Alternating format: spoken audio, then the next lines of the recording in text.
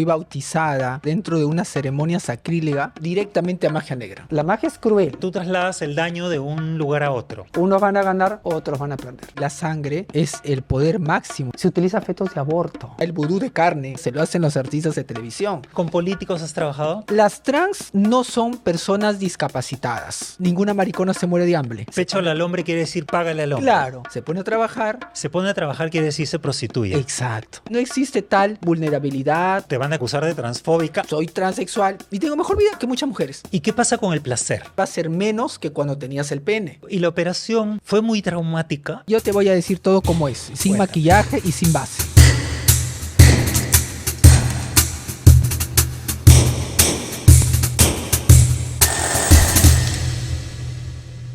Hola, yo soy Javier Ponce y esto es Ausencia Cultural. Hoy cerramos nuestra primera temporada con una invitada que va a dar que hablar.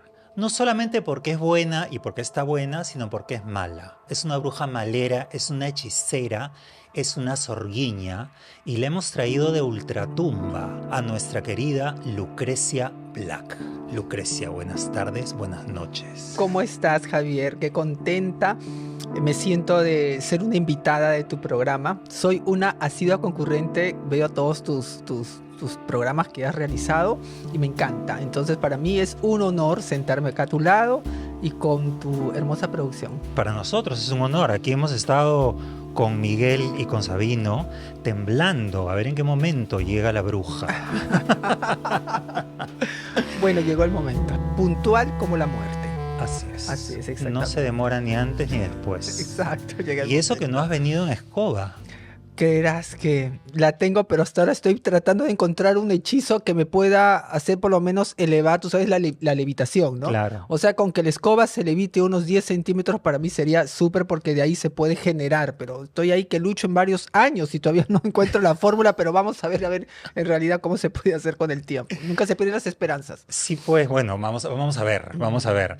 Tú eres bruja y tú misma te autodenominas como bruja.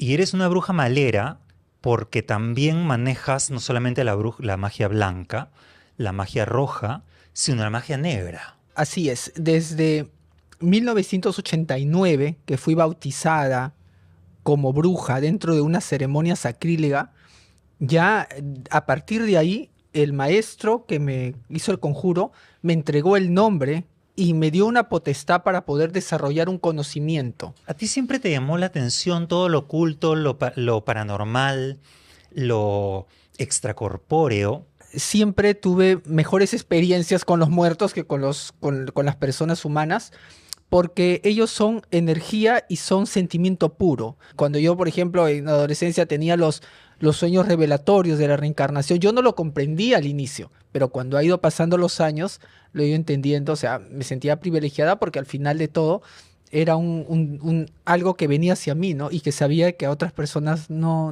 les venía, ¿no? Vamos a decirle a la gente que tú eres una mujer trans. Entonces, el hecho de entrar al espiritismo, de entrar a este manejo de las energías, ¿tenía algo que ver con un rechazo al mundo físico como lo habías aprendido? No. Definitivamente no tendría nada que ver. Cuando tú te bautizas, ingresa dentro de ti un segundo espíritu. Entonces tú adquieres dos personalidades. No tendría que ser el espíritu de bruja y tu espíritu natural. La persona que es transexual es o sea, yo, ¿no? Pero el espíritu de bruja pudo haber sido hombre o pudo haber sido mujer. No tendría nada que ver con la opción. Si yo hubiera sido una persona heterosexual y hubiera sido mentalmente, emocionalmente un hombre, y me hubiera desarrollado como tal, hubiera sido un brujo en todo caso. Ujú. Igual pactado, igual de tratado, igual de magia negra, pero hubiera tenido mi familia, mi esposa y mis hijos y hubiera vivido una vida normal. En el Perú existe también una élite de brujos como la de México, por ejemplo, en Catemaco, que es una ciudad en Veracruz. Están los brujos de Catemaco, los brujos mayores, que se eligen, son 33 brujos, y entre ellos se eligen cuál es el brujo más poderoso por al año, ¿no? El año pasado estuvo como brujo mayor el unicornio negro, y este año, por primera vez en la historia, ha sido elegida como bruja mayor Isabel Martínez, una mujer. Existe también en el Perú una élite de brujos que se eligen entre ellos, una suerte de nobleza. En realidad acá todo es muy muy empírico como muchas cosas es acá en Perú. Y para que se arme es algo bien difícil porque acá la informalidad es casi 100%. Entonces, cada uno trabaja de acuerdo a lo que sabe, de acuerdo a lo que hace, a su conocimiento, pero sería hermoso que haya eso como México, ¿no? Pero imagínate, sería empezar de cero. De acá para que se vea algo así tendría que pasar, no sé, muchas décadas. Bueno, pero acá hay una larga tradición de brujos, ¿no? Los brujos de Salas, Guaringas, tú de eso sabrás más que yo, Sí, sí, pero sí, hay sí. una larga tradición de brujería y de chamanería también andina y también selvática, ¿no? Mira, cada lugar tiene su cierta cantidad de maestros o brujos o curanderos y cada uno, digamos, defiende su zona y su región y su fórmula. Por ejemplo, el norteño de Guaringas te trabaja con tabaco, te trabaja con coca, con San Pedro. De repente de la selva te trabaja con unos amacerados, ¿no? De repente la brujería cubana te trabaja con el vudú, ¿no? Y la africana con sangre. Más que la tradición, es la fuerza interna que debe tener la persona para poder solucionar el problema de la otra persona. Tú puedes saber una buena fórmula, tú puedes saber que el amarre se necesita 5 puntos al lado derecho en la mesa negra, para que pueda el hombre saber si va a volver o no. Pero eso es en suma de fórmula, pero en la parte práctica no siempre resulta así. Entonces, más que una tradición, es el poder que puede tener una persona de poder ayudar a la otra, ¿no? ¿Tú sigues alguna línea específica o te has decantado por un sincretismo dentro de tus líneas? Tengo líneas específicas y patrones. Tengo 5 puntos. Los 5 puntos vendría a ser 5 etapas dentro de un ritual. Digamos, cada 10 minutos, el ritual es como media hora. Si hay una obstrucción de parte de un alma o de una entidad que no va a ayudar a la persona que el trabajo se realice, se detiene como en el 10, 15 minutos y ya no se puede hacer nada. Y si se presenta una situación en ceromancia, en vela o el movimiento de la vela o símbolos que me pueden dar a conocer que avance, yo puedo avanzar y puedo terminar el ritual. Pero a veces, si falta algo, hay que decirle a la persona, ¿sabes qué? Hay que hacer una segunda mesa o ¿sabes qué? Mira, falta hacer esto. Lo que pasa es que el espíritu puede querer ayudar, pero esa persona no está alineada con una naturaleza y el espíritu se resiente y no quiere ayudarlo. Hay trabajos que te pueden salir 3 meses, otros que te salen al mes, otros con 7 meses. O sea, son temas de fuerza interna, porque el espíritu te jala la energía para ayudarte a hacer algo, pero es de tu energía, es de la misma persona. En la historia ha habido persecución a las brujas. Tenemos acá un libro que es el Maleus Maleficarum, que fue escrito en 1484 por dos monjes, Kremer y Sprenger, y enviado a escribir por Inocencio VIII, que fue un papa que lo que quería era un manual para identificar las brujas para poder castigarlas, ¿no? Por el otro lado, también se escribió mucho, San Cipriano, por ejemplo, tú sabes, que Sí. escribió manuales de brujería, ¿no? Yo he estado en tu mazmorra y he visto una biblioteca bastante interesante. Esta silla era del maestro. Esto con el escritorio, con este chiquitito de acá, con esta silla. San Cipriano estaba lidiado a las ciencias ocultas y hacía pactos con el demonio. Se acercó una joven y quiso pedir un favor y él trató de hacerlo y no lo pudo cumplir. Invocó a su demonio y le dijo, ¿por qué me ayudas en algunos casos y en otros casos no? Y el demonio le dijo, lo que pasa es que la señorita a quien tú quieres hechizar tiene una protección y esa protección tiene que ver con Dios. Ahí San Cipriano, digamos que se decepcionó y dijo, entonces rechazo todo. Seguramente pensaría que en el tema del demonio era lo máximo o algo por el estilo, y al darse cuenta de eso, pues simplemente renunció y se volvió pues un monje Se nuevamente. volvió católico. Claro, pero en esoterismo también se utiliza. Igual te ayuda. Claro, yo he visto en tu mazmorra también no solamente imágenes truculentas de las brujas, y ya me nos vas a contar un poco todas las cosas maravillosas que Ujú. tienes ahí, sino también he visto muchas imágenes católicas, ¿no? Por ejemplo, he visto crucifijos siempre, incluso en tu altar del mal. Exacto. En cada altar tiene que tener una cruz de todas maneras. En un ritual puede presentarse cualquier circunstancia y la cruz es lo único que puede defenderte a ti para que el espíritu no pueda poseer al cliente o a uno mismo. Es imposible hacer una brujería sin tener un resguardo. No solamente es la espada de acero te puede defender contra un espíritu que te puede enfermar en ese momento, o sea, un espíritu de enfermedad, pero un espíritu así, demonios o infernales totales, tiene que ser la cruz. Y yo he visto que tienes 3 altares. ¿Nos puedes decir estos 3 altares, básicamente, cuáles son los trabajos que haces en estos 3 altares? Ya hemos hablado ahorita del altar, el altar del mal, ¿no? El altar negro. Pero tienes otros 2 altares también. Sí, en realidad tengo 4 altares. Uno es para todo lo que es limpieza, cuando hay un daño, una brujería o hay un problema de salud. Le ayuda, se jala, se trae animales, se hace amacerados, se reza, se invoca y se cura. Todo eso ayuda a que haya un escenario de energía completa. El otro altar, que es el segundo, sería el de las potestades de dinero, para crecer, para que venga trabajo y éxito. Y este es el altar de amor, donde se realizan atamiento de amor para matrimonio, convivencia, y acá se pone una cadena y se cuelga acá los amarres de piel humana. Hay personas que quieren hacer que venga la pareja o dominarlo un poco, o hacer que a lo lejos aunque sea piense, cosas por el estilo. Y el negro ya mencionado, ¿no? ¿Qué cosa es lo que te piden en el negro, en la brujería negra? Sé que hay 3 cosas más o menos que te piden normalmente. Una es la destrucción del enemigo, otra es la ruina del enemigo y otra es la humillación del enemigo, ¿no? Claro. Básicamente las 3 cosas que se piden en la brujería negra. Sí. ¿Qué cosa es lo que te piden a ti? La brujería negra por lo general es un ritual de a debajo, yo lo llamo así. O sea, encima siempre hay otros rituales. Te explico por qué. Una mujer tiene su esposo y el esposo se va con una amante o tiene otra mujer. Entonces, esta esposa llorosa viene y dice, quiero que hagamos un amarre para que vuelva, pero se olvida del amante. O sea, su mente le bloquean y es como que decir, el amante no importa, no vale. Y el amante sí importa, porque si está el amante no vuelve el hombre. Si quitas al amante, vuelve el hombre. Y este es el altar de magia negra con la momia Cronox, la bruja marrueca para castigo y destrucción.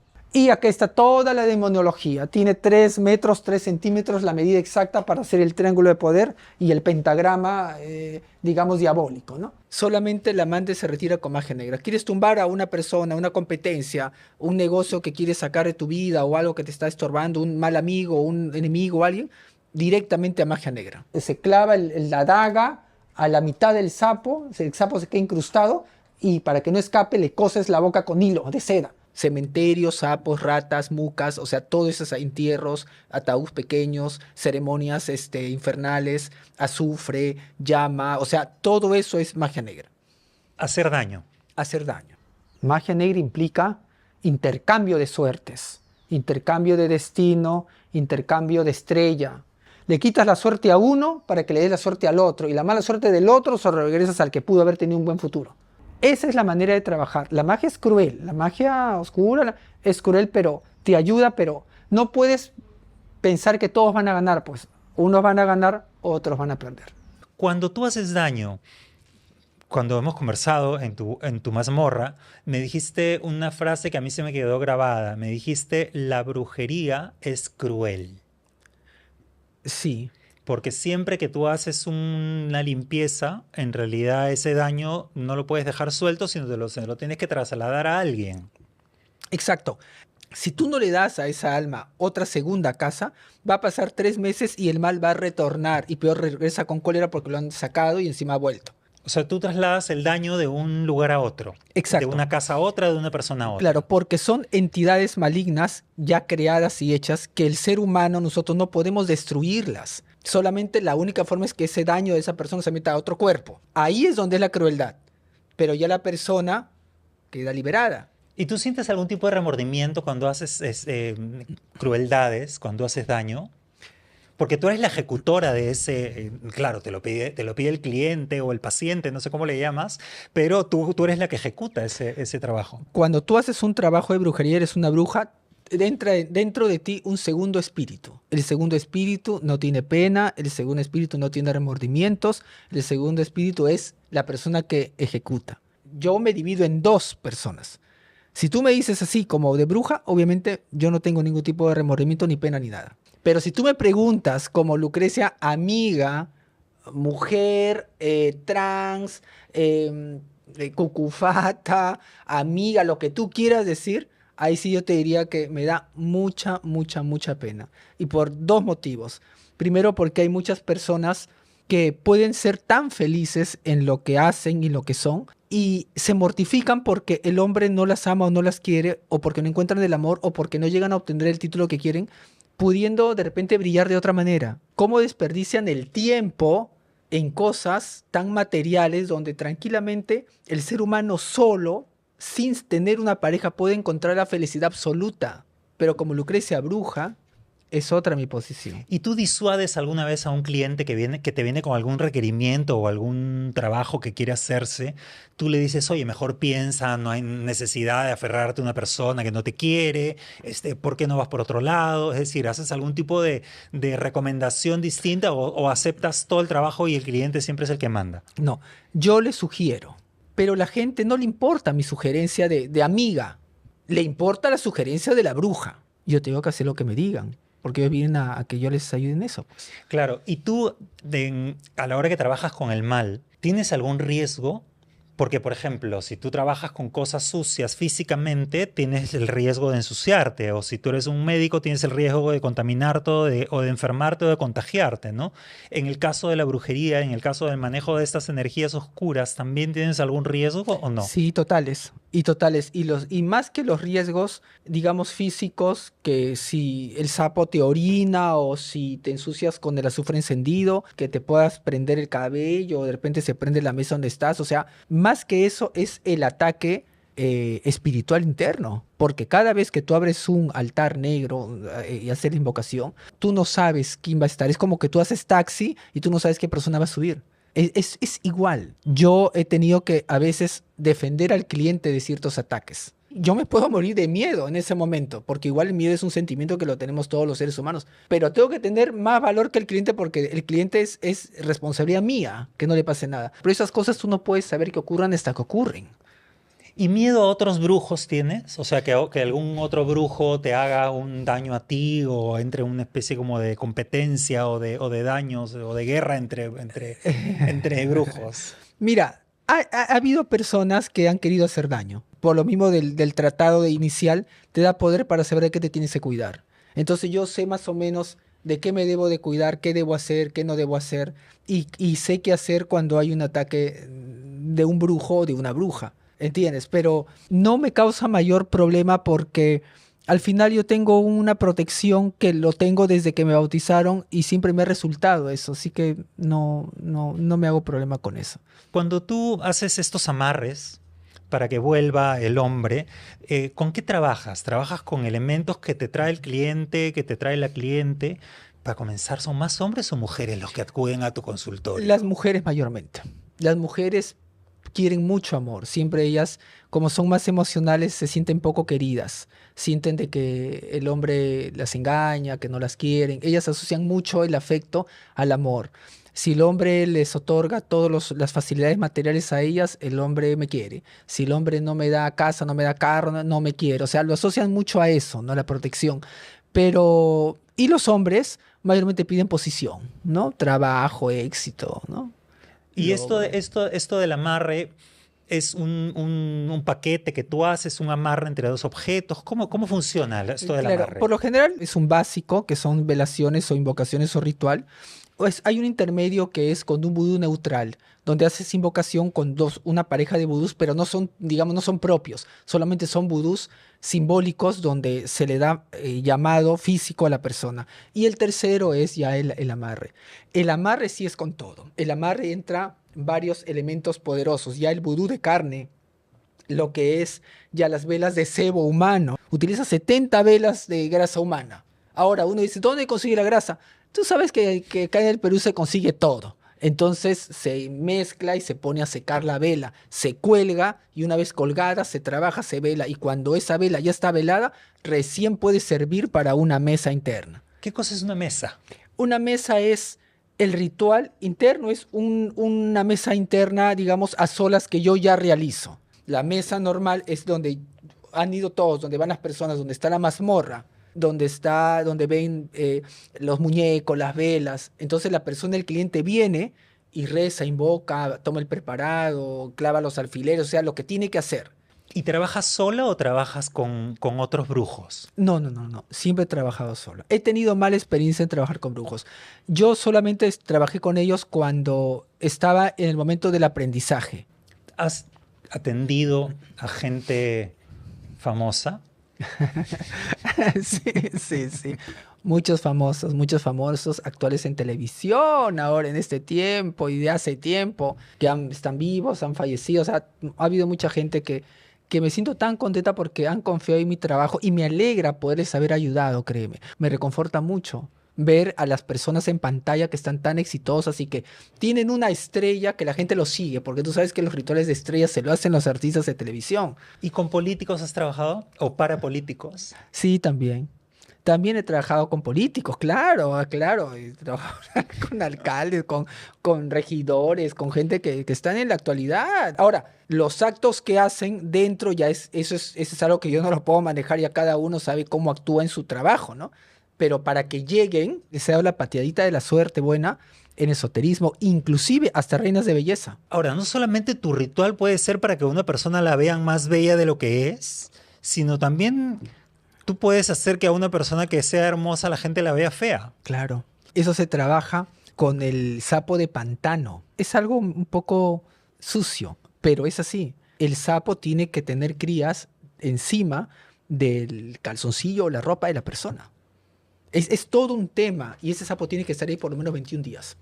La brujería africana y por ende la cubana y la brasileña, ¿no? La santería, que es heredera de la africana, trabaja mucho con animales, ¿no? Con sangre. Claro, Cuéntanos porque eso. la sangre es el poder máximo en esoterismo. Así como tiene poder para bien, también tiene poder para mal. Y los espíritus hacen y se mueven inmediatamente cuando hay sangre de por medio, cuando hay un corte, cuando hay una persona que, que hace sacrificios de animales o cosas por el estilo.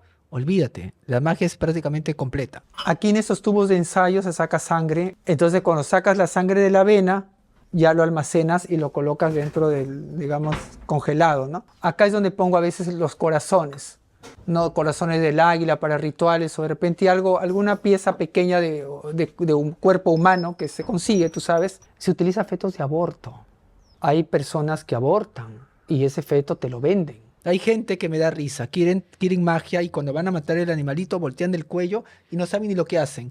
De esa forma no va a salir nada. En Europa se hizo una recopilación de todos los rituales y todos los tipos de brujería Ujú, y se publicó este libro, el Papus, que es el Tratado Elemental de Magia Práctica, ujú. que tiene todos los rituales, menos los africanos. Entonces acá no hay rituales con sangre, son casi todos rezos con elementos de la naturaleza. Hay que hacer coincidir momentos de la luna y ese tipo de Claro. cosas. El elemento de la sangre, el elemento africano y el elemento del animal muerto, ¿sirve para calmar a la deidad como una ofrenda? Es lo que te pide en pago para que te conceda y no perturbe, en este caso, a la persona que ha mandado a hacer el trabajo. Ese es un punto muy importante y qué bueno que lo tocas, mi estimado, porque en realidad, Javier, la gente a veces hace brujería y no les importa qué le pasa al cliente después. En cambio, cuando tú haces un ritual africano, puede ser cruel, puedes haber corte, decapitamiento, puede haber dolor, sacrificio. Como yo tengo a mi esclava que es torturada en la mazmorra a golpe, el puro, que es una cama donde las personas se atan y se le tortura. Ahí tiene correas, ¿no ves? Hay correas acá porque es ofrenda para el espíritu. Entonces, eso hace que el cliente no le ocurra nada dentro de años. Más que el tema de la luna y la astrología, tú vas directamente a los poderosos espíritus africanos, digamos, del vudú. Tú haces el sacrificio, la ofrenda, haces la hoguera, la danza, y el alma te otorga. Y lo que tú pides tiene que tener correspondencia con lo que tú ofreces. Es decir, si vas a pedir mucho poder, si vas a pedir un daño a alguien, si vas a pedir una serie de cosas o belleza o juventud, o etcétera, le tienes que ofrecer algo que esté de acuerdo a lo que estás Sí, pidiendo, me sí, sí, imagino. sí, totalmente. Mientras más puesto tengas y mientras más pidas, más ofrenda vas a tener que dar. Eso es así. Esa es la ofrenda. La Claro, ofrenda siempre es lo que tú ofreces a la entidad, el espíritu, claro, a cambio de lo que tú le estás pidiendo, que es como, digamos, que un negocio, como un canje. exacto. Ese Exacto. mismo canje se da en la veneración y en el culto que se le tiene a Sarita Colonia. A Sarita Colonia tú puedes ir a pedirle cosas reñidas con la fe católica, además, por eso que es una de las santas que no reconoce la Iglesia Católica, Claro. pero siempre tienes que cumplir con ella. Porque como viene del mundo andino, en el mundo andino no existe el gracias, porque nada es gratis, sino todo tiene una reciprocidad, ¿no? Tú vas y le ofreces cosas a cambio de... ¿Cómo es tu relación con Sarita Colonia? ¿Cuándo aparece Sarita en tu...? Sarita Colonia apareció en mi vida en enero del 2000. Yo tenía una amiga, y entonces ella tuvo un problema y me dijo, acompáñame a Sarita Colonia. Yo veía siempre en los ómnibus, en todos los lugares, la imagen que tenemos acá en el escritorio, pero no sabía exactamente qué ella era. Y yo justamente en ese momento tuve un problema y le hablé a Sarita. Le dije, si tú me ayudas, yo siempre voy a venir a verte. Ve mi corazón y yo vengo a verte. Y creerás que yo fui y como que a los 3 días ese problema se solucionó. Y cumpliste con Sarita. Claro. Y cumplí hasta el día de hoy, porque iba todos los meses durante todos los años y he ido con muchas personas. Como dije, siempre voy a fomentar tu visita y siempre voy a ir o sola o voy a ir con amistades o familias o alguien que quiera para que te conozca. Claro, porque el culto de Sarita además no solamente te pide que seas agradecido, sino que si no eres agradecido, Sarita es vengativa.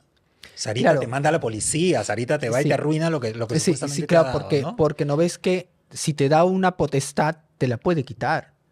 Entonces uno tiene que quedar bien con ella. Eso no es un juego. Cuando una persona fallecida te ayuda, tienes que saber valorar a esa persona. Va normalmente la gente los lunes, pero también la visitan como dos momentos de las fiestas esenciales, que es el 1 de marzo y el 20 de diciembre, que Ujú. coinciden con el fallecimiento y el nacimiento. Nosotros hemos ido para poder grabar, hemos estado muchísimos años yendo también y grabando. Y llegas y haces, le invitas a la gente, porque como Sarita no le puedes hacer la fiesta, porque ella ya no está, le haces la fiesta a los demás. Es como una especie de fiesta patronal, pero donde todos son los mayordomos, ¿no? Entonces tú llegas y le invitas a la gente comida. Y se da en ese momento una especie de tregua, ¿no? Porque la gente que va a adorar a Sarita es en gran medida, no todos, pero en gran medida, pues también la visitan los delincuentes, ¿no? Los ladrones, los asesinos. Entonces, ese día no delinquen. Claro, no solamente ellos, también las prostis, o sea, toda la comunidad, todas las personas van a Sarita, ¿no? Y en ese momento, pues, nadie está trabajando, simplemente todos son fieles, recurrentes y quieren visitarla. Y somos todos hermanos en Sarita. Yo me acuerdo que estaba Exacto. ahí la primera vez que saco una cámara, estaba con Sabino y se nos acerca un tipo que se llamaba Jesús y me dice, ya me han contado que tú vienes siempre, que no sé qué, yo soy ladrón. Entonces le digo, bueno, entonces mi cámara corre peligro acá. Y me dijo, aquí no, afuera sí. ¿No? Entonces nos dejó claro que ahí había un adentro y un afuera distinto y había como un funcionamiento, una tregua, digamos. Ahora, has hablado de las prostis. ¿Son ellas las que llevan a las mujeres trans o son las trans las que llevan a las prostitutas? ¿Quiénes llegan primero? Porque todavía no ha quedado eso claro. En realidad, lo que ha hecho venir a las personas es la facilidad de lo que te concede rápido. ¿Quién quiere hacer cola en algún lugar? Nadie. Quieren avanzar que todo se atiendan rápido. Algo así, güey. Bueno, además hay dos cosas con Sarita, ¿no? Primero que no solamente la feligresía puede ser inaceptable para la Iglesia Católica, porque estamos hablando de delincuentes, de prostitutas, de travestis y de mujeres trans, porque antes no se le llamaba travesti, pues no se le llamaba trans, digamos, Sería se le decía travesti. travestis. Y porque además tú le puedes pedir a Sarita milagros reñidos con la fe católica. O sea, le puedes pedir que la policía no me agarre cuando estoy robando, o que los clientes me sigan viendo joven para poder seguir prostituyéndome, o cuando salga a prostituirme en las noches, regresar viva, Sí, ¿no? Entonces, le puedes pedir cosas que no le podrías pedir pues a Santa Rosa, porque Santa Rosa claro, vendría a decirte, mira, hijita, no te prostituyas, digamos, claro, que si se te dijera algo, exacto. te mandaría a un comportamiento moral distinto. Exacto. Entonces, una misma no tiene, como decir, ganas de pedirle eso a Santa Rosa porque sabes que Te uno va va a a tener, juzgar. claro, va a juzgar, no tiene por qué le voy a pedir a Santa Rosa dinero o trabajo, ¿no? O sea, más bien solamente pensamos en la salud, el bienestar familiar, pero ya nuestras cositas particulares ya le pedimos a Sarita, por decir así, ¿no? Cuando hablábamos de las mujeres trans que van donde Sarita, porque dicen algunas personas estudiosas que son las prostitutas las primeras que llegan a donde Sarita y son ellas las que por hacer el mismo trabajo, digamos, con las mujeres trans, terminan llevando a las mujeres trans diciéndole, ella te va a proteger, ¿no? Te va a dar protección cuando salgas a hacer la calle. ¿Por qué muchas mujeres trans tienen que recurrir a la prostitución? Es una suma de varios factores. O sea, primero que no, a veces tienen desde chicas tienen un problema básicamente ya familiar. O sea, el tema de que la gente no va a aceptar, me tengo que enfrentar a una sociedad, te hace que te sumerjas en un mundo interno. Y para que tú encuentres a otra persona que piense como tú, no va a ser fácil porque es la minoría. Entonces, que tú encuentres una amiga que sea y que esté en transición o que sea como mariconcita o traca, como le queramos decir, no es fácil. Una vez que se juntan las dos ideas, entonces ahí ya todo es, estamos las dos solas, nadie nos va a apoyar socialmente, no, familiarmente no, no nos dan trabajo, no tenemos plata, tenemos que hacernos cirugía. O sea, no hay ese apoyo, o sea, no hay de repente un papá que le dice, oye, ¿sabes qué? Quiero que estudies una universidad. O ¿sabes qué? Quiero que termines la secundaria. Entonces es fácil apegarse a lo más fácil y a lo más simple. Tenía la emoción de cambiarse, se cambiaban. Después de cambiarse necesitaban empilarse, tomaban. Después de empilarse necesitaban bailar, pero tenían que bailar con un chico porque entre amigas no tiene chiste. Entonces buscaban un chico que te agrade físicamente para estar. Después querían sentirse mujeres, se iban al hotel, a la cama a dormir con ellos. Y después al día siguiente empezó el sufrimiento porque se enamoraron del hombre. Y después del enamorarse del hombre, empieza el cómo hago para buscar, el hombre no quiere conmigo, tiene enamorada, tiene mujer, y yo estoy que trato de estar. Y empieza el suplicio. Y viene otra amiga, que ya es mayor, y dice, ya, te falta plata, péchalo al hombre. Péchalo al hombre quiere decir págale al hombre. Claro, se pone a trabajar, que era lo que se hacía, se pone a trabajar, tiene su dinero, lo llevaba el chico, lo preguntaba, y el chico, y ahora sí te hago caso, porque tienes plata. Se pone a trabajar quiere decir se prostituye. Exacto. Un trabajo rapidito, por decir así. Hablando en ese tiempo que ahora es prácticamente lo mismo, solamente que todo es más fino porque ahora hay redes. Digamos, una chica trabajaba, no sé, 9 de la mañana, 9 de la noche hasta las 5 de la mañana. Entonces te chambeabas bien hasta las 11, o sea, te trabajabas 2, 3 puntos, 2, 3 clientes, y te ibas y te gastabas la plata en la discoteca. Con todo lo que te dije, tomar, bailar, enamorado, cama, enamoramiento. Los chicos que frecuentan a las trans son los mismos. Un tiempo están contigo, después están con otra, igualito. Entonces comienza la cadena. Oye, hay que hacernos cirugías. Si yo me hago cirugía acá, tú también hazlo, también se hace. Entonces se hace todo un clan. Y por ahí hay una que saca ventaja y dice, ya, oye, mira, ¿sabes qué? Somos marginadas. Hay que luchar por nuestros derechos. ¿Verdad? ¿No? Le meten el veneno, le meten la idea, le desarrollan la frustración y comienzan los problemas ahí a hacer los plantones y las cosas.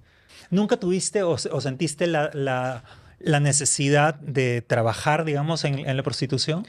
Siempre existe pues el bichito, ¿no?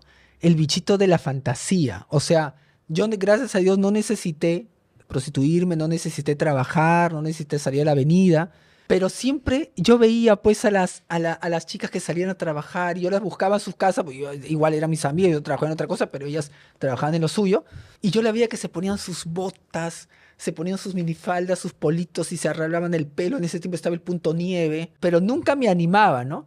Hasta que recuerdo que en una oportunidad tenía a mi enamorado, bueno, Rudy, que estábamos en ese tiempo de enamorados, me peleé con él y él se fue. Entonces yo andaba llorando como una maldad por todos lados porque el Rudy me había abandonado, se había ido. Entonces vino mi amiga, pues una amiga guapa, la que te digo que está en Europa, me dice, ¿por qué no te pones a trabajar? No, le dije, ¿qué voy a trabajar? Yo estoy trabajando, trabajaba en Grifo Acosa en ese tiempo, lo que ahora es Primas, creo.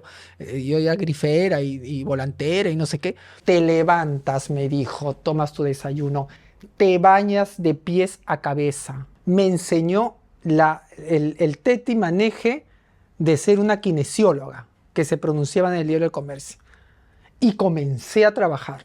Te pintabas, te maquillabas, te ponías acrílicos, te ponías el baby doll, llegabas, iba a los hoteles con tu cartera, te sentías querida, el hombre te pagaba, me daba cadenas, me regalaban cosas, se enamoraban, me regalaban, para Navidad me traían hasta el pavo, o sea, tenía todo. Trabajé como kinesióloga 5 años, pero no es que solo trabajaba en eso, o sea, yo hacía esoterismo, pero no hacía magia negra, o sea, hacía curaciones, o sea, yo dividía mi vida en dos. hacía mi esoterismo como que en las tardes y trabajaba con mis clientes en la mañana y en la noche. Y obviamente conocí a muchos clientes gracias a esta amiga que me enseñó muy bien, porque ella me enseñó y me pulió bien. Me dijo cómo tienes que trabajar desde el inicio hasta el final. El aseo, la limpieza, la ropa, el hotel, la pose, o sea, todo me enseñó ella. Y cuando tú has estado dentro de este mundo, em, tú sabes que en el momento en el que luego pasas por el quirófano, se acaba. Exacto. Quieren a una trans que no esté operada porque los hombres que buscan trans, la mayoría son modernos, son muy pocos los activos. Mayormente son modernos o pasivos. Quieren que la trans penetra, pues. Para eso buscan a la trans. Pues si una trans estuviera operada, buscarían a una mujer biológica. Pero me faltaba el dinero para la operación. Entonces le decía, mamá, quiero operarme. ¿Y ahora qué hago? Entonces no sé, pues. Entonces dice, mamá, ¿y si vendes la casa? Porque tenemos una casa que mi mamá tenía en Los Olivos. O sea, mi madre vendió su casa por ayudarme a operarme. Yo le he devuelto su casa. O sea, yo tengo casas y mi mamá es dueña de todas mis cosas. Entonces, es una manera de retribuir todo lo que mi madre ha hecho por mí. Me apoyó cuando tranquilamente cualquier otra madre de repente no lo hubiera hecho. Claro, y tú además, dentro del esoterismo y la magia y la hechicería y todas las cosas que haces, has generado un mundo laboral que no es usual, que la gente pueda generar, es un mundo laboral, digamos. Y es un mundo laboral en donde yo te quería preguntar además varias cosas, ¿no? ¿Tú has sentido algún tipo de discriminación, de rechazo por los brujos? Porque el mundo de la brujería suele ser pues un poco como el mundo del criollismo, ¿no? Bastante machista, o no. ¿Tú qué has sentido ahí? Creerás que en el mundo de las brujerías y de los esotéricos he tenido mucho apoyo. Porque este es un mundo extraño. Mientras no digamos que mientras tú seas más extraña, sino que ninguna cosa excéntrica va a ser ajeno al esoterismo. Si eres bruja y eres trans, tienes tres cosas más que un brujo o una bruja. Lo que sí he sentido es en la comunidad LGTB, pero no por bruja, sino por hacer mi vida aparte. Porque en el grupo de la comunidad, si tú eres amiga y estás en todo, fiestas, drogas, tomadera, hombres y todo, eres del club. Pero si tú no haces nada de eso, solamente eres una visita. Y eso es lo que siempre me han hecho sentir las personas. Tú eres además muy crítica con las trans que se victimizan.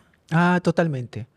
Totalmente, totalmente, Javier, porque eso a mí particularmente, para mí no existe, es una falsedad. Las trans no son personas discapacitadas, no son personas nulas mentalmente, no son personas que están mutiladas, son personas que tienen un coeficiente intelectual alto, son inteligentes y ellas pueden hacer su dinero, pueden hacer su vida y no les puede faltar absolutamente nada porque son inteligentes, son hábiles. ¿Has escuchado esa frase que siempre se decía en los 80?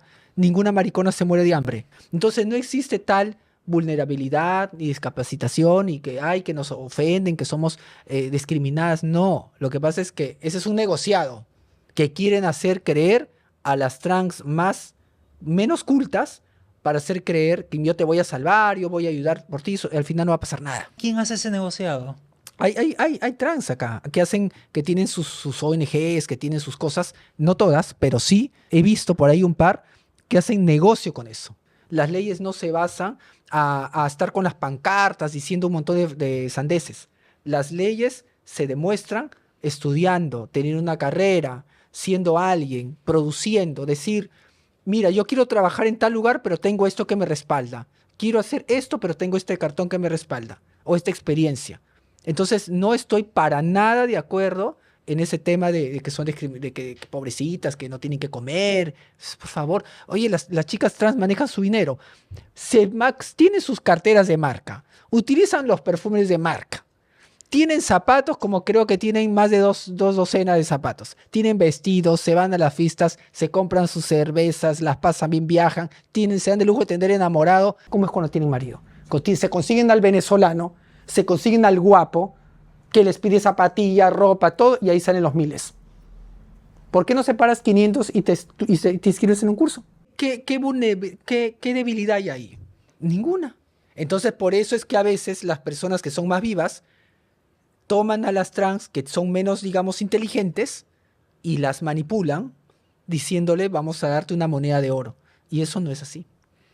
¿Quiénes hacen eso? ¿Qué ONGs son estas? Bueno, hay ONGs, tú sabes, o sea, sabemos en redes y obviamente pues se van a incomodar porque se le malogra el negocio, pero no puedes hacer un negocio destruyendo, haciendo que la persona, que las trans tengan un odio, un resentimiento a la nación. Yo vi una, no recuerdo exactamente el nombre, había una que postulaba para el Congreso y se tiraba al piso, hacía unas piruetas que parecía como una persona cuando está poseída y en el piso se tiraba y lloraba y alzaba sus manos así a la paisana Jacinta. O sea, me parece demasiado, no solo mal gusto, sino que nos hace quedar mal a las trans, porque las trans no son así. Te van a acusar de transfóbica, aunque eso sería absurdo que te acusen a ti de transfóbica siendo una mujer trans, Más ¿no? bien estoy tratando de darles a entender que ellas tienen el potencial de poder lograr muchas cosas sin que nadie las maneje. Sean independientes, chicas, sean independientes. Nadie tiene por qué decirte, toma mira, acá nos entregaron una canastita con frijoles y arroz y aceite para que cocines. ¿Acaso tú en tu casa no vas a tener dinero para que compres tu comida? Tú necesitas otra clase de apoyo. Tú incluso cuando has organizado los concursos de belleza, porque tú organizas el Miss Perú Trans, tú me has contado que les consigues canje de médicos, cirujanos, y que ellas lo rechazan. Claro, yo he conseguido, todo el mundo sabe, o sea, siempre he trabajado con el doctor Wilder Pérez Soto. Él es el médico que a mí me ha hecho todas las cirugías, inclusive la de reasignación de género. Ninguna quiso. Y no solo eso, se fueron a darse el gusto de irse a hacerse la cirugía en el médico que le decía a la amiga, lo que comentamos hace un momento. Y como ahí sí tenían plata. Entonces hay una contradicción. O sea, estás en contra de las cuotas, digamos, estas cuotas de que hay que contratarla porque es trans. Sí, no, no, no, no. La trans tiene que demostrar educación, pulcritud y estar, pues, aprender a vestirse, ¿no? Esas cosas son importantes. Páguense un curso. Ahí está la escuela de Frida Holler, está Marina Mora. O sea, hay mucha gente que da muchas clases. Eso, y no son cursos elevados ni caros. Que aprende a estudiar, a manejar etiquetas, copas, cubiertos. Eso deben hacer. En eso deben invertir su plata. En vez de estar comprando las cajas de cerveza, tomando ahí hasta las 6 de la mañana, a puerta cerrada en las discos. Entonces, de esa manera, como la química suiza te va a contratar. De esa manera, como Saga Ripley te va a contratar. Muchas de ellas son echadas a la calle muy jovencitas, 13, 14 años, pero Exacto. tú propones que sí podrían cumplir con esa escolaridad, digamos, en Claro, alguna primero, las que no han terminado, mínimo, termina secundario. No necesitas, si no te gusta mucho la universidad, no necesitas de repente un taller de 3 meses, lo que fuese, pero algo que te respalde, algo que te haga salir de la prostitución.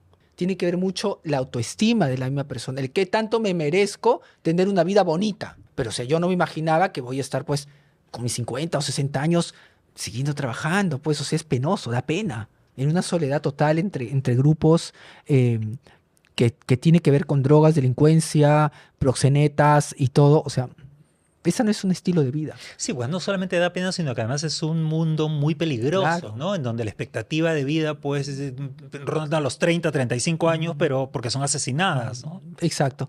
Entonces yo creo que todas ellas, sin necesidad que nadie las maneje, ni que les metan miedo, ni le metan manipulación, pueden hacer cosas distintas. Por más que así no haya leyes. Ese también es un problema, que están con el problema del nombre.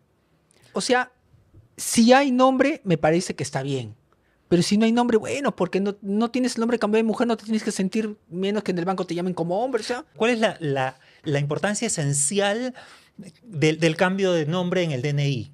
Te dicen, yo ya. quiero que eso como me fuera a cambiar la vida. Ya, eso es una inmadurez, es un capricho y también, ¿sabes qué? Es una falta de seguridad en ti misma. Yo muchos años estuve sin cambiarme el nombre. O sea, y yo me iba al banco, me iba y decían el nombre, señor Jorge Ceballos. A mí no me interesaba. O sea, obviamente, claro, miraban a la gente, lo miraban, pero que miren, pues. O sea, ¿qué? ¿Por qué? Porque van a mirar, yo me voy a sentir menos o voy a sentirme que, ay, ahora qué vergüenza. No, que miren, pues. ¿Qué? ¿Qué acaso te va a hacer más mujer, menos mujer que te digan Jorge, te digan Lucrecia? Las trans no están para plantones. Si vas a luchar, lucha con bases, con oficios, con cosas que te respalden. No, no, yo no estoy de acuerdo para nada con eso. ¿Quién hace los plantones, la izquierda o la derecha? La Vamos a decirlo izquierda. con Ya a nombres. la izquierda, creo. La izquierda. La izquierda, la izquierda. O sea, y de verdad que a mí no me gusta para nada. Y si se molestan, pues se molestarán, pues, pero estamos hablando luego lo que es, ¿no? Claro, la izquierda usa a las trans Sí, entonces. sí, sí, sí, sí. Pésimo, pésimo. Pésimo. Y yo por eso le digo las trans, todas son inteligentes, todas no necesitan que nadie las maneje, nadie las represente. Ustedes estudien, trabajen, embellezcanse, cultívense. Eso les va a abrir las puertas a todos los lugares. Como una vez Carlos Cacho dijo en el concurso, la educación siempre tiene la razón. Con la educación se te va a abrir puertas y ventanas. Con necedad, terquedad, soberbia, como le llaman, rebeldía, olvídate. Hacen quedar mal a la comunidad trans. Me alegro y me sorprende de que pienses así porque poca gente piensa así. ¿Así? Sí, sí, sí. Poca gente, especialmente dentro del mundo de las trans, piensa de esa manera tan libre y tan Mm, enérgica y sobre todo tan clara, ¿no? Porque si lo claro. dice, y si lo digo yo o lo dice cualquier otra persona, Mm, nos van a acusar obviamente de transfóbicos y de cualquier otra sí, cosa, pero pero la gente a veces ahora está, como te digo, Javier, están tan ociosos que se dedican a estar opinando de transfobia. O sea, más bien estamos tratando de ayudar a que las personas se superen. Pero hay gente que quieren, necesitan entender a las trans bien abajito por su negocio, pues. Pero eso tampoco es justo. o sea, les están haciendo daño. Claro, claro, por supuesto. Yo, por ejemplo, cuando hago el concurso de belleza, todos dicen, ay, Lucrecia, traes a los artistas, Lucrecia, sí, es verdad, pero ¿por qué lo hago? Para romper con todo ese estereotipo de la trans que lo hacen en discoteca, que lo hacen todas así mal puestas. Les traigo artistas, les traigo animadores, lo hago en hoteles regios, para que vean que las trans pueden tener un bonito estilo de vida. Claro, el último concurso que estuve yo ahí invitado también fue en el Hotel Los Delfines. Le damos un nivel total, pues, al concurso. Entonces, podemos hacer que las trans tengan ese estilo de vida. O sea, yo puedo tener el concurso más fashion y más presentable de todos acá en el Perú, pero las trans se sienten más identificadas con los concursos que son más simples. Menos exigentes. Exacto. Pero yo creo que una trans que se valora y que se siente que puede lograr en su vida, tiene que preferir estar donde está un artista, donde está un diputado, donde está un político, donde está un presentador importante, porque es lo que uno se merece. ¿Y cuán importante, además del documento de identidad, es la operación? Es decir, hay como una esperanza y una expectativa de que ya el día que me opere el mundo va a cambiar por completo y de pronto no necesariamente ocurre y hay una decepción. Lo que pasa es que la mayoría de trans no se van a operar. O sea, no quieren operarse porque ellas trabajan con eso. Las trans, cuando trabajan en prostitución y los clientes buscan de las trans que están sin operar, es porque tienen una fantasía con la trans y la trans, por decirle, hace el amor al hombre. Si yo me meto con una operada, mejor me voy con una mujer. Lo que siempre dicen. Entonces, eso es el encanto de la trans, ¿no? Que no esté operada. Para trabajar no tienen que estar operadas. En mi caso soy transexual, yo sí quería operarme. Hay gente que no, que solamente son trans y nada más. ¿Y qué opinas de las trans que compiten en deportes de fuerza? A mí me parece que todo debe tener su línea. La gente también va a decir, ay, pero que eso es una transfobia, una homofobia. No, cada cosa tiene su línea. Yo, por ejemplo, en concursos de belleza, las trans en su línea de trans y mujeres en su línea de mujeres.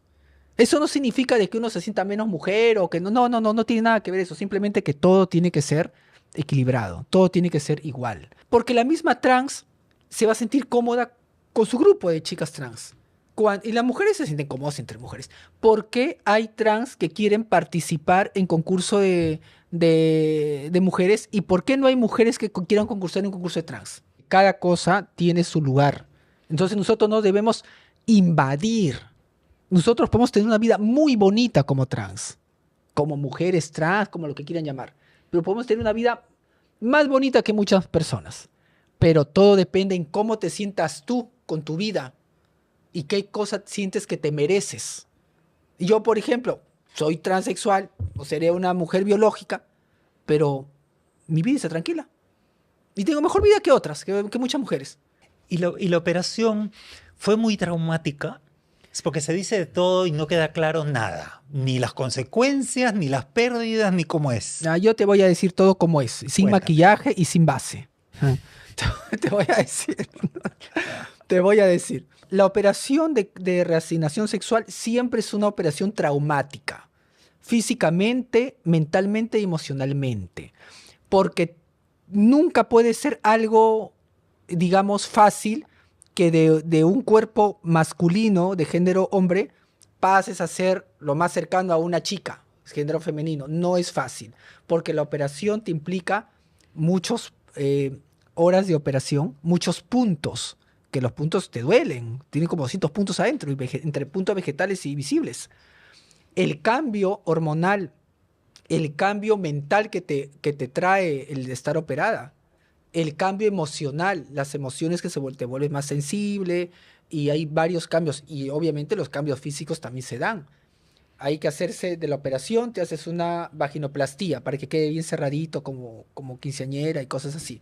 Después, si tienes problemas de dilatación, tienes que hacerte una profundidad. O sea, la operación te viene, haces con profundidad, pero muchas veces la profundidad se cierra. Entonces tú tienes que adicionalmente hacerte una profundidad, una fecha X, un año X, para que sea más o menos la cavidad sea algo aceptable para digamos, el hombre con el que tú puedas estar. Entonces es una serie de situaciones que es natural en esta operación, porque estamos cambiando de cuerpo de hombre a mujer. Entonces la que dice, no, que me operé, que no sentí dolor, que me sané, que estuve teniendo intimidad a partir de los 3 meses, es mentira. Porque recién tu organismo va a estar bien al año. Recién vas a poder recibir una penetración y vas a poder hacer tu vida linda al año. Antes te duele, porque el mismo organismo no tiene esa elasticidad y tiene que desarrollar un colágeno, el cuerpo tiene que adecuarse a miccionar de otra manera. Tu organismo en tema de hormonas tiene que acomodarse al nuevo sistema. Eso te toma 6 meses a un año. Pero es una realidad y eso no significa que está mal. Solamente que la que quiere ser transexual no le va a importar pasar por ninguno de estos obstáculos como fui yo. Yo pasé por todos los obstáculos y no me interesó porque, o sea, mi finalidad era operar. ¿Y qué pasa con el placer? El placer te baja, pues. El placer te baja en un 70% y eso es. ¿Qué placer le da al hombre? Los genitales. Ahí está la hormona masculina. Porque en tema médico no es que porque seamos trans no podemos hablar en masculino. Es así. Tienes tus genitales y obviamente pues tienes placer. Pero si tú te quitas los genitales, no te excitas. La excitación te viene tiempo después de que tú te operas, porque cuando tu organismo comienza nuevamente a funcionar hormonalmente, obviamente con pocas dosis de hormonas, ahí comienzas a desarrollar tu sexualidad y tu excitación dependiendo de cada caso. Pero siempre va a ser menos que cuando tenías el pene, porque ya no tienes los genitales. Y tienes que desarrollar todo un tema, tienes que desarrollar el tema de bueno, creo que lo podemos hablar, el tema de la masturbación, cómo desfogas. Cada uno conoce su cuerpo, o sea, cada uno desfoga de una manera diferente. Hay gente que puede tener intimidad y desfogar. Hay gente que necesitas masturbarte para que desfogues. Hay gente que necesita tocarte el cuerpo para que tú te excites y lo hagas. O sea, eso es, digamos, cada persona lo desarrolla a su forma. ¿Llega a haber orgasmo? Claro, sí, sí llega, pero lo vas desarrollando. Por ejemplo, yo en mi caso, yo no sabía cómo desarrollar el orgasmo después de un año, año y medio, porque yo no sabía cómo era el sistema, bueno, como decir, para darla, como se dice, ¿no? Entonces fui descubriéndolo. ¿No ves que es una sexualidad que recién te estás anteponiendo? Y no es malo que recién lo descubras, o no es malo que se hable, porque es la realidad, pues. ¿Nadie te advirtió? Claro que sí. El médico me advirtió. El médico, el psicólogo, el doctor Maestre, porque él fue el que extendió el certificado psiquiátrico, pues para que el doctor me pueda operar. Hicieron una junta de médicos y me dijeron, yo estaba así. Entonces, ya está bien, todo estaba bien. Esas cosas no, a mí particularmente no me interesaban, porque yo lo que quería era tener estéticamente una pseudovagina, como le llaman, ¿no? Entonces, el resto no importa. El resto son cositas que ocurren y que se tienen que solucionar. Divina con ese vestido, déjame decirte. Antonio Bravo. Espectacular, Antonio Bravo. Vamos esta noche a presentar a la mujer trans más longeva de la comunidad en el Perú, la señora Nancy Pozo. Vino a Lima hace muchos años y albergó en su hogar desinteresadamente a muchas chicas que el día de hoy triunfan en Europa, en Suiza y en Asia. Ella es un poco la mamá de todas. Hemos recibido de ella un consejo, un consuelo también, porque siempre iban a su casa con problemas y ella siempre aconsejaba. En nombre de todas las que partieron y que nadie pudo hacer una cosa tan hermosa como el día de hoy. Señora Carmen Amelia Ampuero. Nuestra queridísima. Yo solamente quiero decirte que a mí me pareces una mujer de éxito. En todo sentido. Y me pareces un éxito de mujer. Tú no sabes cómo te admiro, que admiro tu inteligencia, tu claridad para decir las cosas, tu honestidad, tu entereza, la vida que has llevado, la fuerza con la que has construido tu propio mundo laboral, con la que has construido tu propia visión de las cosas. Crea o no la gente en la brujería, tú has hecho magia y eso a mí me parece fantástico y digno de ser mencionada. Realmente mis respetos, querida Lucrecia, mis respetos. Gracias, Javier, porque venir este comentario de ti, de tu persona, para mí es algo que me llena mucho. Yo también te admiro. Te admiro porque eres una persona que conoces mucho, te informas, eres muy leído, eres muy letrado, me encanta. Quisiera que la gente gay sea así como tú. Lamentablemente no todo el mundo le gusta la cultura, pero debería interesarse un poco en leer más las personas. Bueno, pero acá estamos pues haciendo nuestro esfuerzo para contarle a la gente cómo son las cosas y Exacto. algún datito daremos y algún cambio. Mira, con que hagas el cambio en una persona y se le haya Sí, abierto un poquito la cabeza, sí. yo creo que hemos hecho nuestra chamba. Hemos hecho nuestra chamba. Me encanta tu programa y la manera como lo llevas. Es único y es muy neto tuyo, ¿no? De verdad. No, gracias a ti por haber venido, por el tiempo que nos has dedicado. Yo quiero darte dos cosas. Los años 90, 80 en realidad, con mi amiga Norma Espinosa visitábamos las brujas, a todo tipo de brujas, y un día una bruja, me imagino que porque me vio cara de bruja, porque yo tenía el pelo largo, la nariz grande, me regaló un tarot que lo he tenido hasta hoy entre mis manos y te lo quiero regalar. No Es me un digas. tarot que a mí me regalaron y tú sabes que el tarot uno no lo compra. No, El tarot llega a tiene tus que venir manos. regalado. Y llega a Bueno, tus ese manos. tarot es de una bruja que ya no está. Era una bruja famosa, muy poderosa, tan poderosa como la alfajeme. Con eso te digo todo. Dios, Y aquí te lo doy, te lo regalo.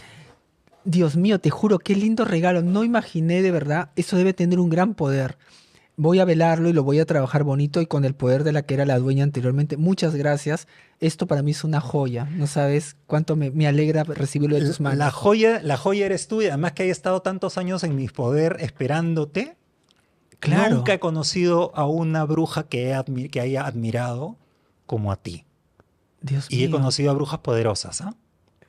Claro, que tú me obsequies algo de verdad que... Con eso te para digo que todo. Gracias. Y de verdad. también nuestros amigos de Cookie Flor nos están, como siempre, ayudando con unas flores que, con todo el amor del mundo, Qué lindo.